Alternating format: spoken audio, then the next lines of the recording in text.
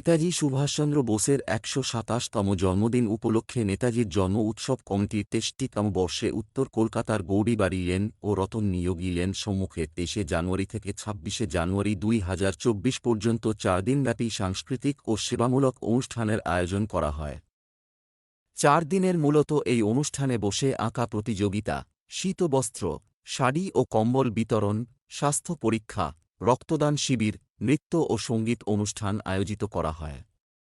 মূলত অনুষ্ঠানে উপস্থিত ছিলেন নেতাজির জন্ম উৎসব কমিটির সভাপতি সাধন সাহা, সিটি কেবিলের কর্ণধার তিনকুড়ি দো মহাশয়, তৃণমূল কর্মী কৌশিক সাহা, রানা সুর, সমীর চক্রবর্তী, ধরম বোস, আনন্দ গোয়ালা, লালটু দত্ত, মান্টা মিশ্র আরও অনেক বিশিষ্ট অতিথিবর্গ উপস্থিতিতে পতাকা উত্তোলন করা হয়। কলকাতা থেকে শুভ ঘোষ এর রিপোর্ট।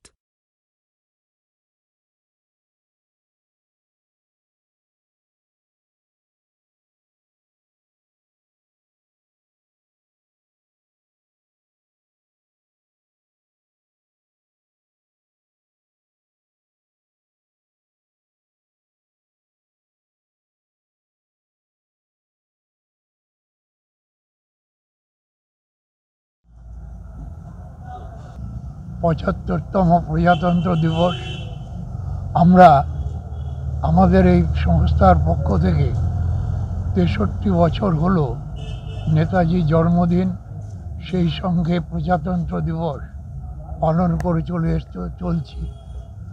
গত ২৩শে জানুয়ারি ১২টা ১৫ মিনিটে নেতাজির জন্ম মুহূর্তে আমাদের এবছরের কর্মসূচি শুরু হয়।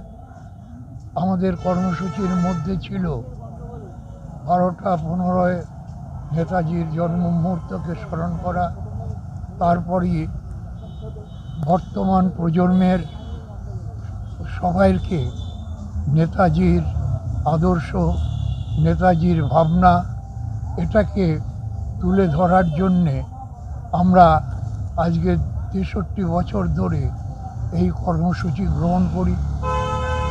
এই কর্মসূচিতে আমরা অঞ্চলের প্রায় ২ থেকে ২,৫০০ ছেলেমেয়েকে নিয়ে প্রভাত ফেরি করতাম, যার নেতৃত্ব দিতেন স্বর্গীয় অজিত কুমার পাজা, সাধন পাণ্ডে, সুধীর বন্দ্যোপাধ্যায়। এদের নিয়েই বর্ণাঢ্য শোভাযাত্রার মাধ্যমে আমরা নেতাজির জন্মদিন দীর্ঘদিন ধরে পালন করে চলেছি। সেই সঙ্গে প্রজাতন্ত্র দিবস, এই যে আমাদের ভাবনা, আজকের দেশ স্বাধীন, এই স্বাধীন ভারতের প্রজাতন্ত্র দিবসের মধ্য দিয়ে ভারতকে এগিয়ে নিয়ে যাওয়ার যে ভাবনা, এই ভাবনাকে তুলে ধরার জন্যে বর্তমান প্রজন্মের কাছে আমরা বার্তা দিই। এইবারের কর্মসূচির মধ্যে ছিল বসে আঁকো প্রতিযোগিতা, স্বাস্থ্য পরীক্ষা, সেই সঙ্গে সাংস্কৃতিক অনুষ্ঠান এবং বিশেষ করে যারা পিছিয়ে পড়া মানুষ, তাদের পাশে থাকার জন্যে আমরা কিছু কর্মসূচি গ্রহণ করি।